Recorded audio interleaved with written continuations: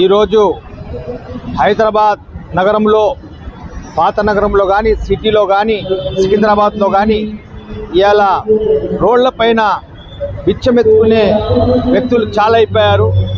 యువకులు కూడా బిచ్చమెత్తుకుంటూ రోడ్లపై చాలా దీర్ణ పరిస్థితిలో ఉన్నారు.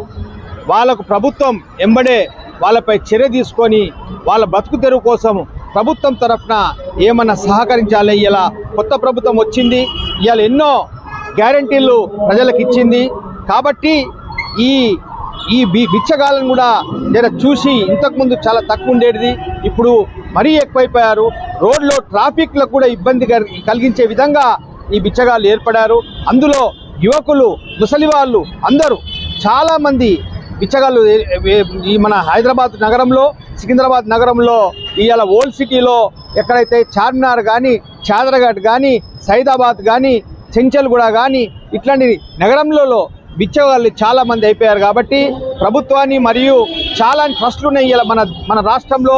ట్రస్ట్ వారిని కూడా వాళ్ళందరినీ ఆదుకోవాలి.